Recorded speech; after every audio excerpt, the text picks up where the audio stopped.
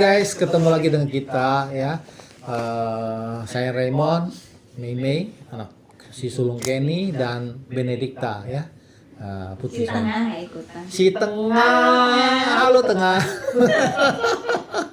Si tengah memang tidak suka traveling ya, sukanya gaming ya. Oke ya, apa boleh buat ya. Jadi itulah pilihannya. Ikut vlog hari ini. Bukan hari ini. The Last Journey. Oke, anyway, kita bahas Laos 2016. 2016 kita ke Laos dan Thailand. Ya, jadi kita akan bahas Laos dulu. Laos ini negara yang jarang orang kunjungi, ya. Jadi jarang. Memang saya sengaja pilih itu supaya nggak numpuk, nggak banyak crowded gitu ya. Jadi ada pengalaman tersendiri, pengalaman yang unik yang mungkin orang lain belum pergi. Ya. Jadi anak-anak saya saya ajak. Dan Laos ya negara yang tenang, sunyi, ya sepi lah ya kesannya ya. Nah kita ke Laos itu yang menariknya saya menggunakan KLM ya, jadi KLM. Jadi orang ke Laos pakai KLM bingung kali ya. Karena apa? Pakai AirAsia juga sama, kurang lebih sama harganya. Kalau KLM dapat makan, dapat bagasi ya. Harga sama AirAsia kurang lebih sama, bahkan kadang lebih murah. Maka saya pakai KLM, tapi ya turunnya di KL ya, di Kuala Lumpur. Nah, yang menariknya ini pengalaman pertama kita 2016 itu saya pertama kali mengajak keluarga karena mau ngirit, biasa keluarga kita kan berusaha gimana ngirit, tidurnya di bandara. Bandara, jadi kita tidur di bandara ya. Jadi ya prihatin lah ya. Bawa semua tuh alas tidur semua kita bawa ya, selimut semua, jaket lengkap ya. Tapi saya kurang tebal, saya nggak nyangka ternyata di sana dingin sekali, lantai dingin. Jadi di luar prediksi ya, jadi kurang persiapan saya. Saya hanya bawa sweater, nggak bawa jaket, tuh salah saya. Semalaman nggak bisa tidur. Ya untuk anak-anak saya lihat bisa tidur ya. Jadi kata istri saya juga katanya susah tidur ya. Kedinginan ya, memang dingin sekali. Itu pengalaman pertama sekali ya. Yang menariknya waktu kita gelar kayak alas tidur gitu ya, kayak semua segala macem mat gitu. Terus selimut lengkap, pokoknya lengkap banget gitu ya. Orang lain lihat kita bingung. Satu bandara kita yang paling lengkap. Kondisi tidurnya benar-benar siap. Orang lain salut bercampur, pengen geli, pengen ketawa kali ya lihat kita orang. Nah, tapi saya nggak bisa tidur benar. Saya kapok tidur di sana karena kebetulan waktu itu ya dini hari jam 2 jam 3 lah. Ada orang ngepak banyak barang, banyak kardus pakai apa itu namanya? Lakban bening. Waduh, itu berisik minta ampun ya, suara lakban, bener-bener. Saya nggak tahu keluarga saya, tapi saya pribadi terganggu sekali ya, nggak bisa tidur ya, nggak bisa tidur. Jadi itu tidak enjoy ya, itu nggak mau lagi dah, itu cukup sekali udah pengalamannya sudah. Ya, nanti akan kita ulang lagi. Oh ya, jangan, saya pribadi nggak mau ya, karena itu bisa sakit, bisa masuk angin ya. Sudah terulang kan? Tapi bukan di lantai, minimal bukan di lantai. Itu memang saya udah rencanakan supaya tidak di lantai, tapi tetap saja tidurnya tidak pulas. Kenapa? Saya khawatir namanya tidur, takutnya barang-barang banyak ya. Saya kepikiran terus barang-barang kita. Ya, jadi saya juga nggak pulas itu jujur ya. Tapi mendingan daripada yang di mau ke Laos itu ya. Nah, jadi begitulah kondisinya. Pesawat kita itu jam 6 pagi, 6.25. Jadi kita kira-kira jam 4:30 udah harus check in. Jadi ya tidurnya juga nggak puas. Karena KLM nyampe selesai semua ambil bagasi itu jam 12-an, sudah hampir jam 12. Ya, jadi pagi-pagi udah harus bangun lagi ya. Jadi gitulah kondisinya ya. Waktu di Laos. Nah, di Laos itu yang menariknya kita nyampe ya. Tapi cukup gampang ya. Pilihannya cuma ada taksi gelap ya, taksi bandara lah untuk ke kota ya. $8 ya kalau nggak salah ya, $8. Nah, jadi ya nggak ada pilihan, kita naik itu. Tapi itunya bagus. Saya cukup puas. Kendaraannya bagus, supirnya oke ya dibanding Siem Reap Kamboja ya. Kalau Siem Reap Kamboja ya kurang ya. Nah, oke lah semua oke. Nah, di Laos sendiri kita pertama di Vientiane, ibu kota Vientiane. Kita nyampe pagi kan jam 9. Tapi kita nggak nginep ya. Nah, gimana caranya? Caranya untuk tas-tas kita ini, tapi kita mau tur. Nah, makanya saya booking satu hostel yang murah, sengaja cari yang murah hostel. Jadi untuk nitip bagasi sama numpang mandi doang ya. Tapi saya minta bantuan orang hostel itu untuk book bus malam ke Luang Prabang ya. Karena di Laos sistem online belum ada untuk booking bus. Jadi saya minta bantuan, ternyata orang yang baik, dia mau bantu kita, dia bookingin bus untuk kita, untuk keluarga saya 5 orang. Nah, jadi setibanya di sana dia bahkan lebih baik lagi ya, ternyata dia bilang udah nggak usah booking, cancel aja, nggak usah bayar hotelnya ya, saya bantu, udah saya bookingin tiket ya, cukup baik lah, dan boleh tetap numpang mandi, boleh tetap titip koper ya, cukup baik. Ya, dia juga buka restoran ya depan hostelnya ya. Tapi kita tadi mau balas budi mau makan tempatnya, tapi saya lihat aduh makanannya kok barat-barat gitu ya. Padahal kita pengen coba makanan lokal gitu ya. Dan di situ semua bule, nggak ada muka Asia ya penghuninya. Ya agak risih juga ya mau makan situ mau apa.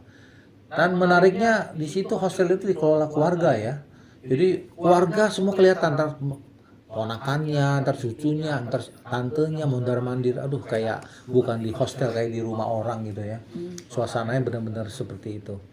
Nah di Laos sendiri kita ya di Vientiane kita cuma tur sampai sore, langsung kembali ke hostel mandi dan berangkat bus malam. Kira-kira begitu kalau di Vientiane ya. Nah di Vientiane yang menarik, yang ada kejadian yaitu sulung ya, si sulung kehilangan HP ya. Nah, si sulung waktu itu kan dia nggak bawa selempang, maka sejak itu saya katakan pada anak selalu bawa selempang, jadi HP-nya bisa taruh selempang ya. Karena tadi awalnya kayak pakai backpack enak, praktis ya, jadi nggak apa tinggal cantol gitu. Tapi backpack punya kelemahan, kalau kita bawa handphone itu agak repot ya. Nah, selempang lebih praktis, tapi selempang kelemahannya nggak bisa bawa barang banyak ya kan. Kalau backpack bisa banyak, botol air segala macam bisa. Kesimpulannya bawa dua-duanya. Kesimpulan betul, dari pengalaman kita harus bawa dua-duanya. Saya pribadi selalu bawa dua-duanya ya. Nah, jadi handphone di selempang dan barang lain di backpack ya. Ya, jadi itu pengalaman kita lah. Jadi si sulung waktu itu jadi karena nggak bawa, dia titip saya, mereka pergi ke toilet titip saya tanpa pesan gitu. Saya juga kurang tidur ya waktu di Kuala Lumpur. Akibat itu juga kurang tidur, saya sempat merem berapa saat, begitu melek saya udah nggak tahu tuh. Tahu-taunya sulung datang, dia nanya mana HP-nya. Saya bilang saya nggak tahu, kamu titip HP. Ternyata udah diambil orang. Iya, jadi Laos yang katanya negara tenang aman, ternyata ya di mana-mana sama lah ya. Itu kejadiannya di Patusai. Patusai ya, di Patusai itu simbol gerbang kota Vientiane. Nah, Patusai itu diilhamin dari Arc de Triomphe, gerbang kota Paris, karena Laos dijajah Prancis. Jadi itu untuk balas budi waktu merdeka Prancis membuat Patusai untuk negara Laos ya, untuk warga Laos. Ya, jadi seperti itulah ya Patusai. Kemudian ya kita Laos cuman nggak banyak ya tempat kita kunjungin ya, karena memang tidak terlalu banyak tempat wisata. Ada sih satu Budapak namanya ya, Budapak itu menarik, tapi karena jauh waktu kita terbatas. Bukan si sulung, sekarang si bungsu yang ngambek. Ngambek kenapa? Di Budapak? Budapak. Oh itu Sri Lanka. Bukan, yang naik ke atas. Iya Sri Lanka. Ini kita bicara Laos, beda. Ini Laos ini. Oh, bisa dikat. Iya, nggak apa-apa, itu lucu, jadi itu menarik jadinya ya, gitu yang menarik. Itu Sri Lanka. Jadi ini lain Laos. Laos itu, iya, yang ke Patat Luang. Iya lain. Patat Luang yang es krim murah, yang 5.000 katanya, yang ada makan es krim. Terus? Itu Laos. Yang Patusai ingat kan? Talat Sao makan rice noodle. Tuh makannya enak ya. Makannya enak. Nah di situ yang menarik, pengalaman menarik adalah istri saya menyuruh anak kedua untuk coba praktis bahasa Inggris, suruh dia mesen makanan sendiri ya ke food court. Kita makan di food court waktu itu kan, jadi kesempatan. Jadi anak-anak kita meskipun nggak sekolah internasional ya, kita punya ini juga ya, apa namanya, dicoba ngomong ya. Ternyata bisa ya. Si sulung juga terakhir ya di Sri Lanka bisa interaksi dengan orang Sri Lanka ya. Jadi itulah manfaat kita traveling ya. Jadi bisa praktek bahasa asing langsung. Jadi mau nggak mau praktek ya, pelajaran bahasa Inggrisnya kepake di situ.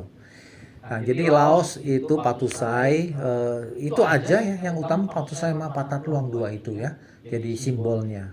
Patusai simbol kota Vientiane, Pathatluang simbol negara Laos ya. Pathatluang itu adalah stupa yang berisi relik Buddha. Dianggap tempat yang ibadah ya, umat Buddha di sana ya. Ya, jadi setelah sore kita langsung kembali ke hostel ya, ke hostel. Waktu itu kita mau cari makan nih ya. Jadi takutnya di terminal nggak ada jual makanan, nggak ketemu. Waktu udah mepet, mau nggak mau pulang ke hostel mandi ya dan berangkat langsung ke terminal. Nah, waktu penjemputan itu satu mobil tuh bule semua. Yang Asia cuma kita doang ya. Sepanjang jalan dah turis itu bule aja di Laos itu. Waduh, berasa banget itu ya, ke negara yang beda gitu. Kalau kita ke Singapura, Malaysia, aduh muka-muka Asia, turis-turis Indonesia di mana-mana ada. Di Hong Kong juga sama ya. Nah, kalau Laos tuh berasa beda banget ya, semua bule. Sepanjang jalan perasaan kita aja yang Asia. Ya, turis Asia.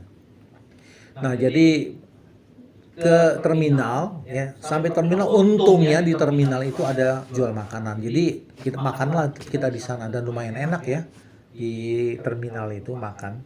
Yang menariknya bus malam itu karena kita berlima nih agak susah kan ya, kanan kiri dua orang sleeper bed ya, sleeper bed ya. Tentu saja putra saya berdua, istri dan si bungsu berdua. Saya mental tiap kali, saya mental sendiri. Saya sama seorang pemuda Laos tidurnya sebelah saya, tapi untung orangnya baik ya. Jadi cukup ramah. Meskipun nggak bisa Inggris, tapi kita cukup suasana cukup inilah ya, cukup akrab. Nah, istri saya ceritain gimana pengalaman sleeper bed ya di itu ruang Prabang ya. Oh ya, tidurnya tidak sangka-sangka ternyata ada seseorang di samping. Iya, jadi kata istri saya, kan tidur nih, dia kan agak rendah, beda sama kursi. Tidur, begitu noleh, ya, malam-malam di sampingnya tahu-tahu di koridor bus itu ada orang tidur juga. Kru itulah, awak bus itu. Benar-benar tidur di lantai. Iya, tidur di lantai, jadi begitu noleh samping ada orang, bayangin, kaget, ya, istri saya kaget sekali. Iya, kemudian saya udah terpulas tidur ya karena kurang tidur di KL. Jadi istri saya sempat melek. Katanya begitu dia melek, jalan belok-belok di jurang, nggak kelihatan apapun, cuma kelihatan kabut ya, sangat mengerikan katanya. Ya, memang itu rute pegunungan.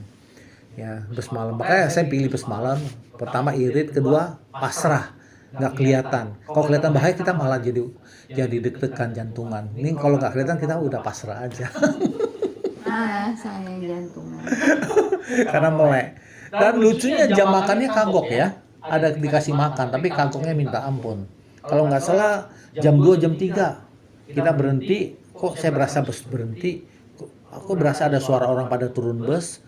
Ternyata dapat makan. Oh ya lumayan dapat makan, ya kan. Begitu turun kabut semua nggak kelihatan apa-apa. Wah bener-bener di dataran tinggi ini.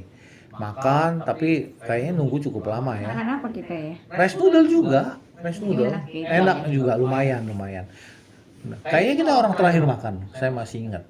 Semua orang udahan, kita yang terakhir, jadi buru-buru ya. Karena kita ke toilet lama, balik lagi. Ya karena waktunya singkat sekali, ternyata udah suruh naik bus, ya udah naik bus ya. Tapi aneh sekali jam makannya ya. Kenapa dia nggak kasih makan di Vientiane dulu 8:30 baru jalan gitu. Nah, besoknya nyampe ke mana tuh? Nyampe ke Luang Prabang jam 5:30 kalau nggak salah. Ya. Nah, di sini saya mau ulas tentang guest house Muang Lao. Ini salah satu penginapan yang terjelek selama pengalaman kita. Salah satunya ini yang Muang Lao ini ya. Paling jelek ya. Pertama secara fisik hotelnya jelek, gelap, sumpek, nggak ada cahaya. Dia ada jendela tapi nggak bisa dibuka ya kan. Hanya ada beberapa kamar saja. Hanya ada beberapa kamar saja seperti rumah ya. Dia seperti rumah dipaksain jadi guest house. kemudian dikelola tidak profesional, ya. Pemiliknya mau pakai baju rumah, pakai singlet, pakai celana pendek, ya, benar-benar bukan seorang profesional mengelola, ya, dan tidak terlalu hospitality-nya kurang, ya, ramah tamah sebagai tuan rumah juga kurang, bicara seperlunya, berharap kita kita ikut apa yang dia tawarkan. Misalnya dia tawarkan sewa mobil, dia tawarkan ini itu. Jadi oke. Kebetulan kita butuh ya, kita terima penawaran dia yaitu sewa mobil ke Guangxi Waterfall. Ya, jadi itu. Jadi benar-benar seperlunya. Jadi nggak ada ramah tamah yang lain ya. Dan tapi overall oke lah, kita udah terbiasa. Untung keluarga saya, anak-anak saya udah tough ya, kemana aja bisa, kondisi apa aja bisa, ya bisa kita lewatin semua. Yang penting mandinya air panas oke ada ya, berfungsi itu aja. AC masih berfungsi. Ya itu aja Luang Prabang yang saya mau ulas yang tentang hotel. Kemudian kalau tempat wisata ya so-so lah ya menurut saya, nggak terlalu gimana-gimana banget ya. Tapi Luang Prabang yang saya mau ceritakan di sini itu masuk World Heritage ya, UNESCO World Heritage List, masuk cagar budaya dunia. Kenapa? Luang Prabang ini unik, dianggap kerajaan terakhir Laos yang melestarikan budaya Laos. Pertama, kedua, Luang Prabang ini kota tanpa pengemis. Rekornya ini menarik karena Laos negara miskin tapi nggak ada pengemis. Nah itu keren, menurut saya keren, karena negara kaya pun ada pengemis kan, betul nggak? Tapi Laos, Luang Prabang, negara miskin, Luang Prabang itu nggak ada pengemis. Kenapa bisa terjadi? Ya, ada yang tahu? Karena mereka ada tradisi setiap pagi para biksu keluar dari wihara keliling kota. Biksu itu ya kalau di agama Buddha Theravada, biksu itu nggak boleh megang uang, nggak boleh punya harta duniawi. Jadi dia nggak boleh ada uang, nggak boleh megang ada rekening. Kalau yang benar-benar yang menjalankannya. Jadi dia mau makan pun harus umat yang kasih makan. Jadi tiap pagi biksu itu parade jalan keliling kota. Jadi warga udah tahu kasih makan ke biksu. Ya, makanan.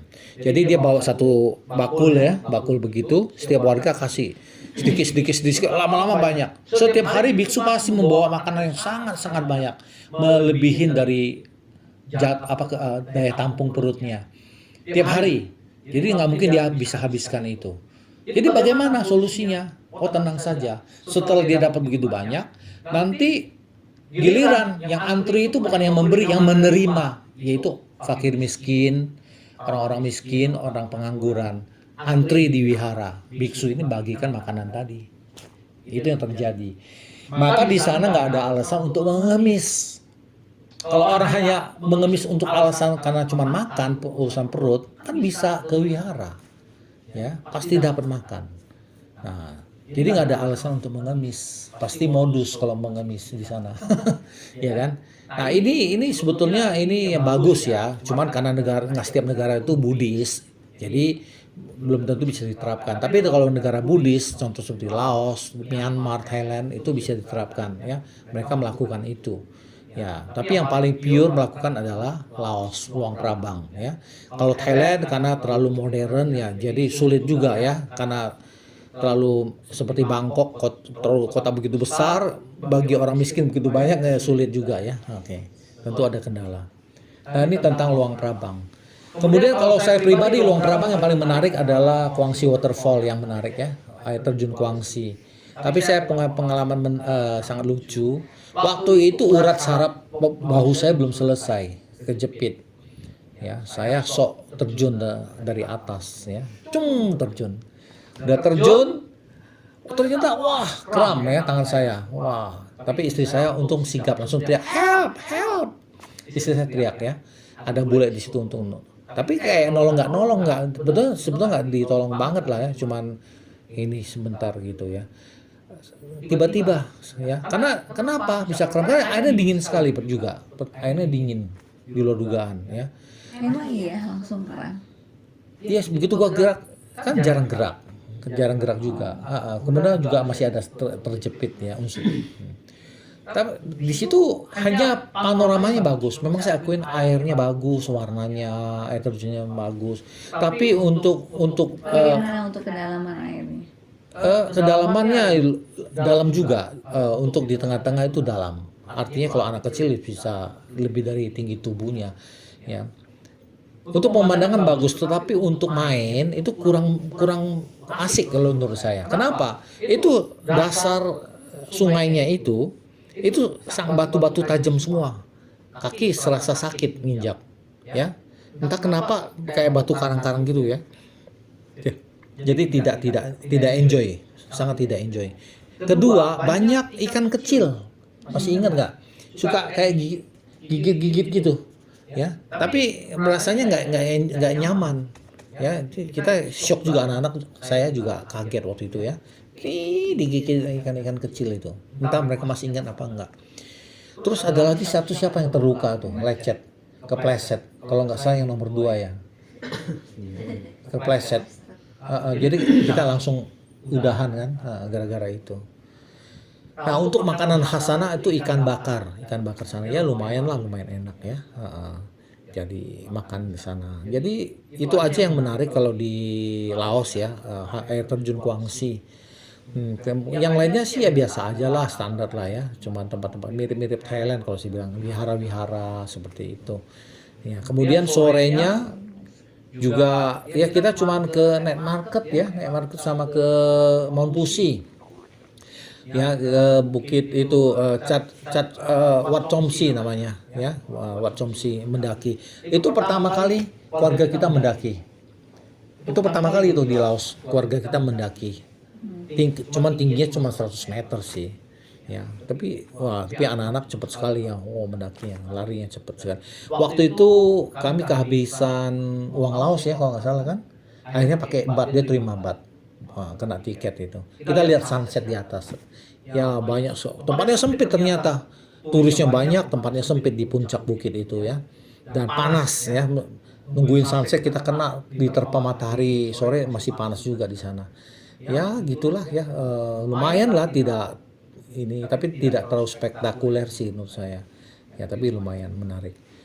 Ya, bisa lihat suasana kota Luang Prabang. Setelah itu turun kita ke night market ya, beli t-shirt. Nah, beli t-shirt di situ. Beli sandal, saya masih ingat istri saya beli sandal. Iya kan? Beli sandal di situ kan? Beli buku juga, beli buku. Oh iya, beli souvenir banyak. Saya lupa, itu istri lebih ingat, beli souvenir khas Laos.